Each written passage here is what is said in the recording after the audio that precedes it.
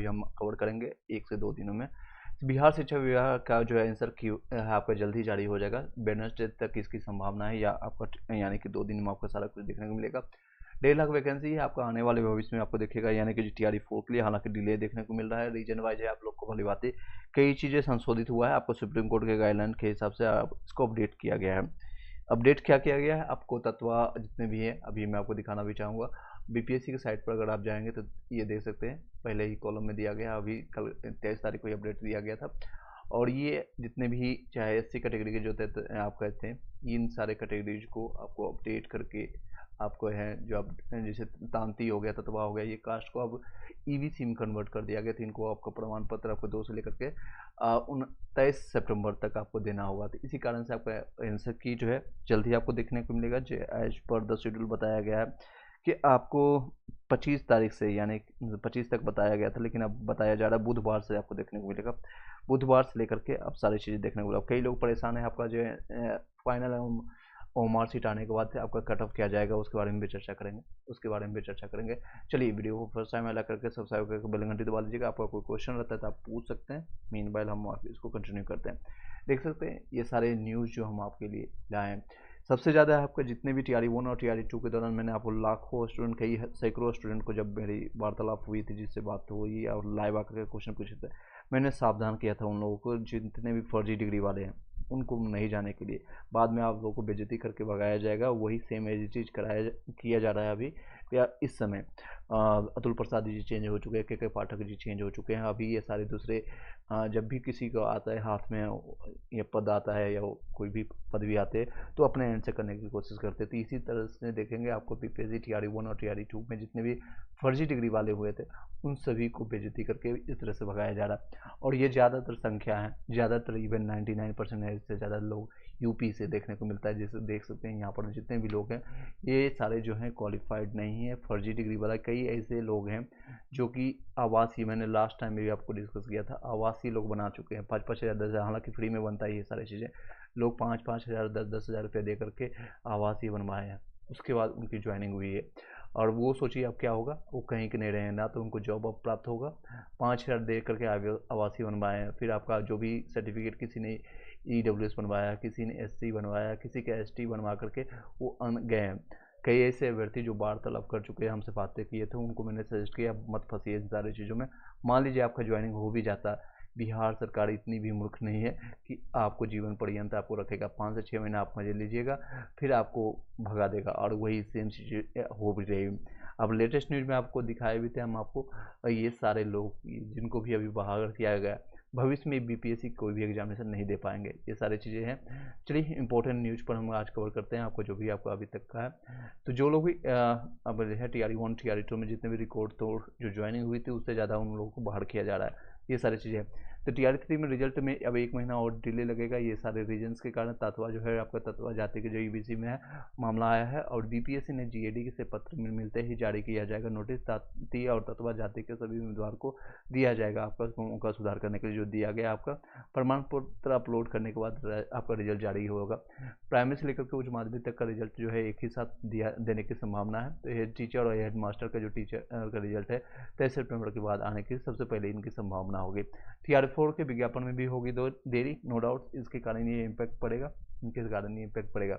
चलिए अगर आप बात करें कट ऑफ की बात करें तो कट ऑफ आपका BPSC TRE-1 और TRE के समकक्ष अगर देखेंगे, देख सकते हैं ये TRE-1 में आपका गया था 67। हालांकि इसमें सीटों की संख्या भी ज़्यादा थी, ऑलमोस्ट 70,000 सीट थी, 69,000 समथिंग था। और ये आपका TRE-2 का जनरल का था, PRT का। इस बार यही रहने वाला है। कई लोग इसमें बोल रहे हैं 80 जाएगा, 85 जाएगा, कई लोगों ने, आप ही लोगों ने मेरे पास भेजा है। तो इसमें कोई भी चेंजेस देखने को नहीं मिलेगा अभी, जब तक आपका आंसर की नहीं आता है। आंसर की आपको डिपेंड करता है कि BPSC अब कितने सही मानता है। आपने अभी कैलकुलेट करके 75 मान के बैठा है, हो सकता है BPSC जब आपको आंसर की दे तो हो सकता है 3 से 4 नंबर बढ़ जाए, हो सकता है घट भी जाए। तो दोनों सिचुएशन हो सकता है आपका 70 आ जाए, हो सकता है आपका 80 भी आ जाए। तो ये सारी संभावना है, और डिपेंड करता है कि आंसर की आने के बाद आपका कितना इम्पैक्ट पड़ता है। ये सारी चीज़ें आप उसके लिए वेट कीजिएगा। ज़्यादा डिफरेंस नहीं, 3 से 4 नंबर का डिफरेंस देखने को मिलेगा आपके और यूपीएससी के आंसर की में। आपने जहाँ से भी मिला है, यूट्यूब से मिला है, आपने एनसीईआरटी से मिला है, सीईआरटी से मिला है, या आप अपने नोट से मिला करके रखे हैं। अगर आप पहले से निगेटिव मान के रखें अपने आप को, जैसे कि कोई भी सस्पेंस वाला या डाउट वाला रहता है, तो सस्पेंस वाला आप निगेटिव मानेंगे तो आपको बेनिफिट होगा। यूपीएससी हो सकता है आपने 6 क्वेश्चन आपने मान लीजिए कि आपने गलत माना है, और उसने बीपीएससी ने 3 या 4 क्वेश्चन को सही, आपके जो भी आपका डाउट था, सस्पेंस था इस क्वेश्चन को, तो आपको 3 नंबर का बेनिफिट हो जाएगा। आपने 72 कैलकुलेट किया तो आपको 75 बन गया। अगर आप सस्पेंस वालों को ही कैलकुलेट मान के बैठे हैं कि मेरा 6 का 6 सही होगा, तो हो सकता है बीपीएससी उसमें से 3 सही कर दे, 3 गलत कर दे, तो आपको 3 नंबर घट जाएगा। फिर आपको 75 से लेकर 72 अगर मान आया है अभी कैलकुलेट करके, तो 69 आ जाएगा। ये सारी चीज़ें चेंजेज होने को देखने को मिलेगा। चलिए कुछ और इम्पोर्टेंट न्यूज हम आपके लिए बता देते हैं। देख सकते हैं बीपीएससी के तरफ से जितने भी हैं आपका ये सारी चीज़ें हैं। आपका एक चीज़ और भी अभी लेटेस्ट अपडेट आया है कि आपका जितने भी सेंट्रल लेवल का गवर्नमेंट एग्जामिनेशन में होगा, ओपीएस, एनपीएस, एनओपीएस में आपका सारी चीज़ें हैं, तो आप देख लीजिएगा। और ये 3 दिन पहले की घटना, 2 दिन पहले आप देख सकते हैं, एक शिक्षक हैं जो कि अविनेश कुमार, इनको भावभीनी श्रद्धांजलि है, भगवान उनकी आत्मा और को शांति दे। ये मतलब कि पटना के नियर बाय है, उसके बाद भी वो एजुकेशन सेंटर में, मतलब एजुकेशन के लिए क्वेश्चन पेपर लेकर के जा रहे हैं, फिर भी वो नहीं पहुंच पा रहे हैं। और ये स्थिति, बाढ़ की स्थिति बिहार में बनी हुई है।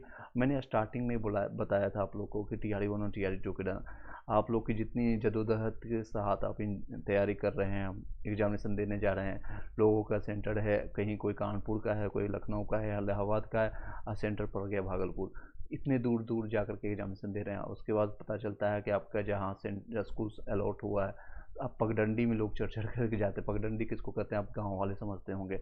लोगों के जहाँ पर स्कूटी भी नहीं जा सकती, टू व्हीलर भी नहीं जा सकता है, 4 व्हीलर भी नहीं जा सकता है, यहाँ साइकिल तक भी नहीं जाती है, पैदल लोग जा करके वहाँ पर स्कूल दे रहे हैं, सेवाएं दे रहे हैं। और उन लोग की ज़्यादातर मानसिकता थी, स्टार्टिंग में जो ज्वाइनिंग के पाठक के द्वारा करवाया गया, जो भी नए शिक्षक थे, चाहे बाहर को हो या फिर बिहार के हो, उनको गांव में दिया गया है, विलेज में ज़्यादातर इनको अलॉट किया गया।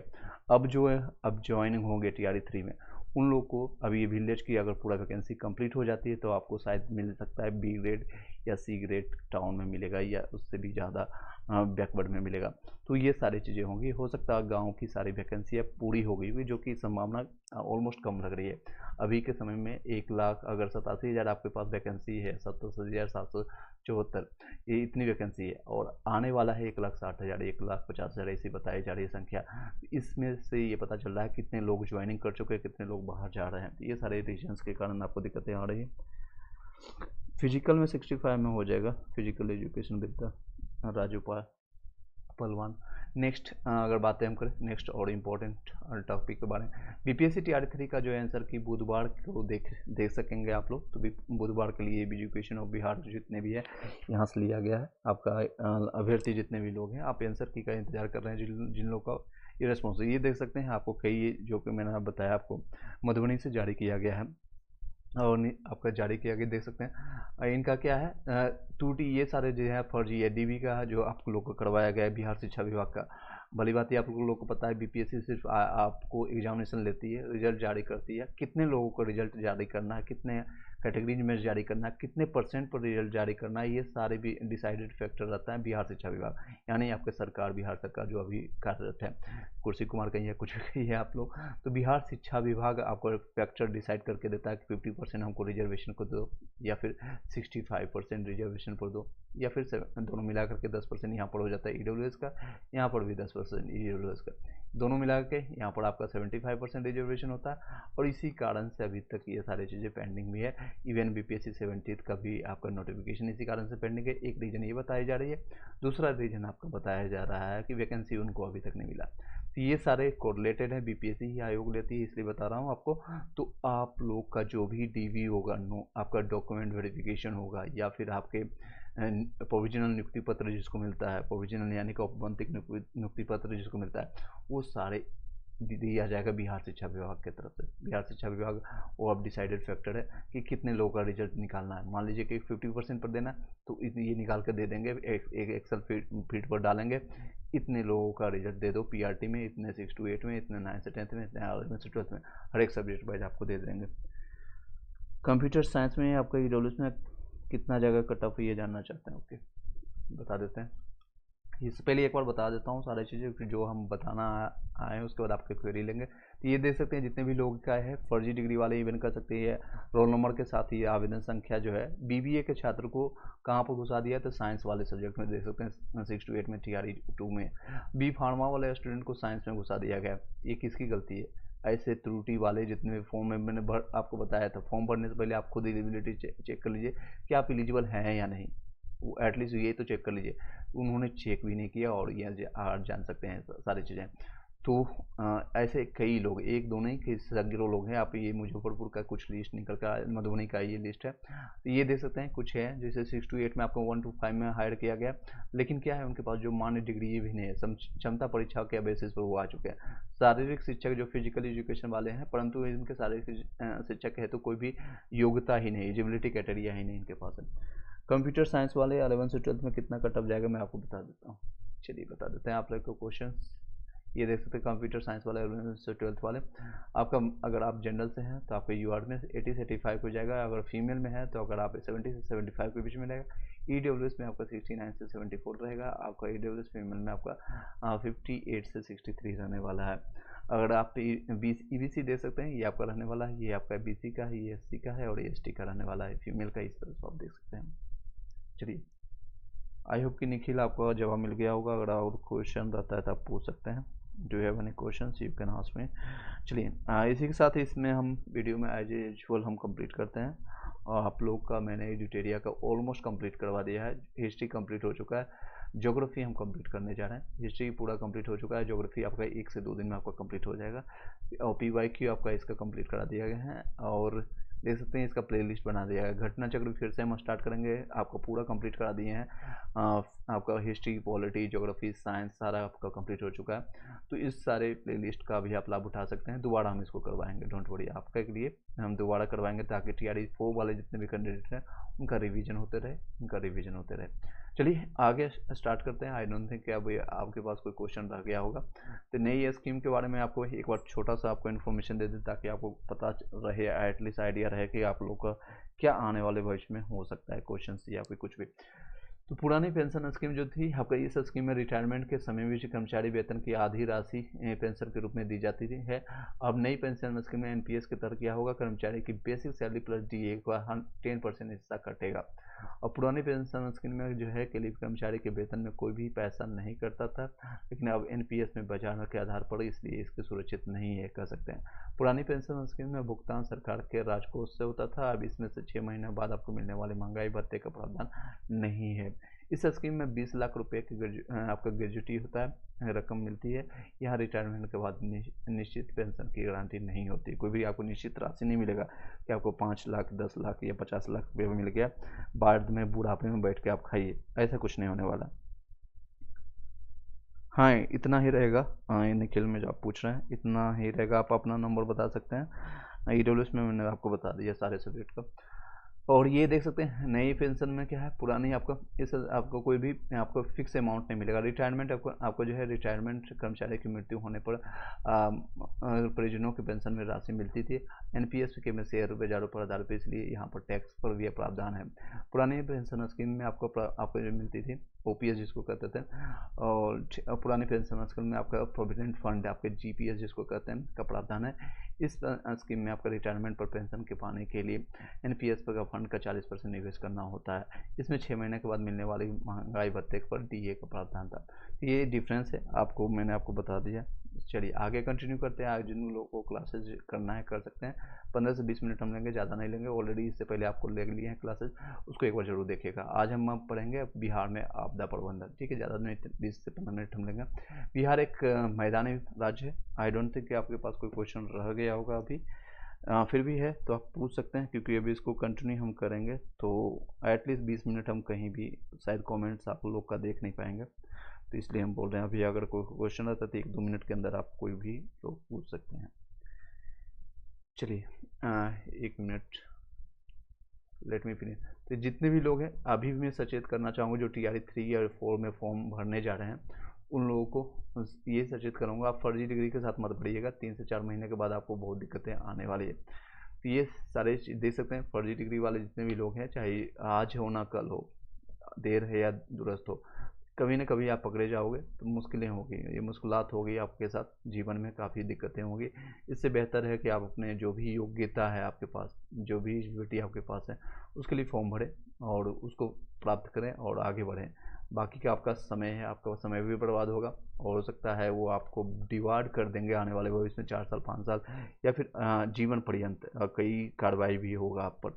तो उससे बेहतर है कि आप अपने लिए सोच के भरिएगा। जो लोग भी फर्जी डिग्री वाले, कई पता नहीं हिम्मत कहाँ से जुटा लेते हैं ये लोग कंफर्म करने के लिए। लास्ट टाइम मैं इस बार भी TRE 1 TRE 2 के दौरान कोई लोग कॉल करके परसों, क्योंकि उसमें हम कॉल नंबर दे दिए थे और लोग कभी भी किसी समय कॉल करते थे, इसलिए हम नंबर नहीं प्रोवाइड करते हैं। तो नंबर पर कॉल करके बाद में पूछते हैं सर कोई उपाय बताए मेरे पास, मैं एक्स जगह से, मैं नाम नहीं बता सकता हूँ, कि मैं यूपी से यहाँ से हूँ एक्स जगह से, और मैं यहाँ से बिहार से बनवा लिया हूँ, मेरे पास आवासीय है, EWS का सर्टिफिकेट है, SC का सर्टिफिकेट है, मैं यहाँ पर SC हूँ, यूपी में MP में जहाँ से भी है, और यहाँ से भी मैंने SC का बना लिया, क्या है मेरा हो पाएगा? या 12 साल पहले मैंने बिहार छोड़ दिया है, अब मैं पूरे फैमिली के साथ सेटल डाउन हूँ यहाँ पर। तो ये सारे लोग नहीं चलेंगे आपके पास। कई ऐसे स्टूडेंट मेरे पास अभी कॉल किया था, सर उनके फैमिली पूरा 18 साल से बिहार का चेहरा नहीं देखे, उनका कोई भी रिलेशन नहीं बचा है, कोई भाई बंधु नहीं है। वो कह रहे हैं कि मैं मधुबनी में हूँ, मधुबनी के मेरा पहले हुआ करता था, अब बिहार की वैकेंसी आए तो क्या मैं वहाँ का फिर से SC कैटेगरी का बना लूँ या ST का बना करके फिर जा सकता हूँ? नहीं हो पाएगा। आपके पास एक डोमिसाइल का भी नहीं है, डोमिसाइल भी आपके पास नहीं, आपके 4 गो जानने वाले भी नहीं होंगे वहाँ पर। और जो भी ऐसे लोग होंगे, इस तरह के जो भी लोग होंगे, तो यही सेम चीज़ें होंगी। सेम चीज़ें होंगी, किस तरह से होंगी आप देख सकते हैं, मैं आपको दिखाना भी चाहूँगा। ये सेम चीज़ें इनके साथ भी होगी, इनके साथ भी यही सेम चीज़ें, जितने भी जिला अधिकारी है जो भी आपको वो फर्जी डिग्री बना करके देंगे, उनको बाहर किया जाएगा। वहाँ के SDM जितने भी जो भी कर्मचारी, अंचल अधिकारी जिसको कहते हैं, RO होता है, तो उनको, उन पर भी कार्रवाई होती है, उनको सस्पेंड किया जाता है। अगर फर्जी डिग्री बनाने के लिए चक्कर में वो 5,000 10,000 कमाते हैं तो उनको नुकसान होती है भविष्य में। तो आई डोंट थिंक कि वो कर्मचारी भी वैसा काम करेंगे। हालांकि करप्शन का कितना लेवल है बिहार में या पूरे इंडिया में आप लोगों को भली भांति पता है। जब भी कोई 2 व्हीलर लेकर के निकलता है, 10,000 का फाइन है दिल्ली NCR या फिर कहीं पटना में, तो लोग 100 200 400 रुपया दे करके छूटना चाहते हैं। उनकी भी गलती है, पब्लिक की भी गलती है, और जो लोग लेते हैं उनकी भी गलती है। चलिए एनी हाउ आगे कंटिन्यू करते हैं। आई डोंट थिंक कि आपके पास कोई क्वेश्चन रह गया होगा, इसको कंटिन्यू करते हैं। बिहार में आपका, बिहार एक मैदानी भाग है, ऑलरेडी मैंने आपको कंप्लीट करवाया था। ये मुख्य आपदा है इसका, है सबसे बड़ा प्रॉब्लम है, आपदा है जिसको कहते हैं प्रॉब्लम, वो बाढ़ का है। और आज ये भी देख सकते हैं, मैंने कवर किया, अवनीश कुमार ये उसी का है, एक कह सकते हैं सबूत है, जिसमें अब लाखों लोग ऐसे हैं, हजारों लोग को उसमें खेती करने वाले या किसान हो या मजदूर हैं, उनको प्रॉब्लम हर साल वो देती है ये बाढ़ के कारण। खासकर कोसी नदी जो आती है दक्षिण नेपाल की तरफ से आती है और गंगा में जाकर कुर्सेला में जाकर के मिलती है। और ये कुर्सेला कहाँ पर है? कटिहार में को पड़ता है। कुर्सेला गंगा माँ के कोसी में मिलती है। मैं आपको शॉर्ट डायग्राम में आपके अपने से बना के बता रहा हूँ ताकि आप पूरे देख सकते हैं। इसके अतिरिक्त ये सारी चीज़ें हैं। इसके अतिरिक्त बिहार में जो है सूखा भी पड़ता है, भूकंप में होता है, चक्रवात, लू जैसी आपदाओं में सभी पीड़ित रहते हैं। तो बाढ़ जिसे आपका पढ़ते हैं, बिहार के 38 जिलों में से 28 जिले जो बाढ़ पीड़ित है। सोच सकते हैं कितना परसेंटेज है। अगर आपके 40 में से 30 लोग आपके बाढ़ हैं तो आपका 75% आपका है, ऑलमोस्ट 75% एरिया में बाढ़ से ग्रस्त है पूरा बिहार। तो इनमें से इन 28 जिलों में से 15 जो है अत्यधिक बाढ़ प्रभावित है, बहुत ज़्यादा, मतलब कि छोटा मोटा नहीं, बहुत ज़्यादा प्रभावित है, और 13 कम है प्रभावित वाले। बाढ़ का अत्यधिक प्रभाव जो है उत्तर बिहार में देखा जाता है। उत्तर बिहार कौन सा एरिया? तो ये आपको डायग्राम से आपको समझा देते हैं यहाँ पर शॉर्ट में। ये आपका जो है एरिया आपने लिखा, ये आपका जो एरिया है, ये सारा जो है उत्तर भारत के एरिया, जिसमें से सबसे ज़्यादा ये वाला एरिया जो प्रभावित है, जहाँ पर आपका किशनगढ़ आ गया, पूर्णिया आ गया, कटिहार आ गया, ये सारे एरिया ज़्यादा प्रभावित होती है। बेगूसराय उस साइड आकर, यहाँ अगर आप पटना मानते हैं, यहाँ से दे लेकर के बेगूसराय, यहाँ से जो प्रभावित सारे एरिया हैं। चलिए आगे बढ़ते हैं। बिहार का जो बाढ़ग्रस्त क्षेत्र है, बिहार के कुल बाढ़ग्रस्त क्षेत्र का लगभग 16.5% है। अत्यधिक बाढ़ प्रभावित वाले जिले देख सकते हैं, मैं आपको नाम भी बताया यहाँ पर डायग्राम में, आप इसको कोरिलेट कर सकते हैं। पूर्वी चंपारण जितने भी नेपाल से सटे हुए हैं, यहाँ से जो आती है नेपाल से, ये सारे जो मुजफ्फरपुर, वैशाली, सीतामढ़ी, शिवहर, दरभंगा, मधुबनी, समस्तीपुर, सहरसा, सुपौल, खगड़िया, बेगूसराय, भागलपुर, कटिहार, यहाँ सारे जो है मैथिली बोलने वाले मैथिली कहना चाहिए कि हाँ कीकरिछ हैं, ये सारे बोलने वाले जो लोग हैं, हमेशा हर साल है बाढ़ से पीड़ित रहते हैं और इनकी संख्या बहुत ज़्यादा होती है।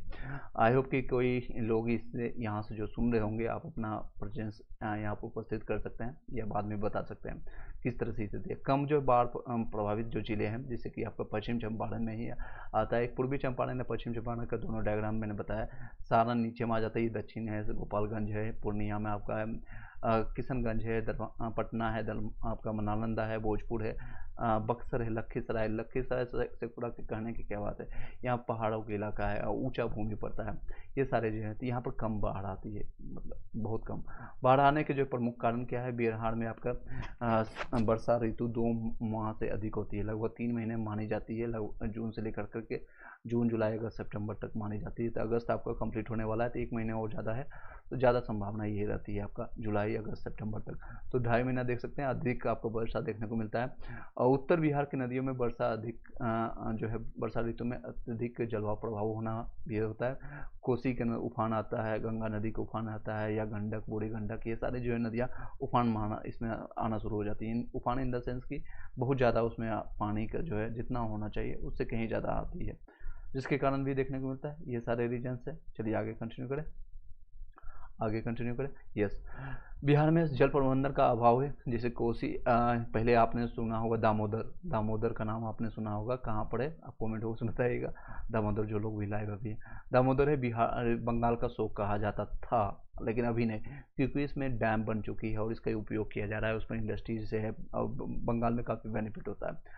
तो ये सारे बिहार के जो है कोसी जितने भी चीज़ें ये आते हैं, इसके संबंधित कोई भी कार्यक्रम, तो बीच में ऑफिसर्स हो गया या मंत्री है, उनके पॉकेट में पैसे चले जाते हैं, लेकिन रियलिटी में जिनको हकदार है, जो किसान है, जो वहाँ के बासिंदा हैं या जो रहने वाले निवास वाले हैं, नेटिव प्लेस के हैं, उनको कोई भी फ़ायदा नहीं होता है। और ये आज से नहीं, 75 साल से, 1947 से जब से भारत आज़ाद हुई है तब से ये इनके लिए कार्यरत, हर साल कुछ ना कुछ हर सरकार में चेंज होती है तो आती है, बट एट द ज़मीनी हकीकत में देखेंगे तो कुछ भी इनका परिणाम नहीं निकलता है। तो जब भी आप लोग कुछ भी बनते हैं, कल के डेट में आप शिक्षक बने या फिर आपको ऑफिसर बने, इन सारी चीज़ों पर जरूर काम कीजिएगा।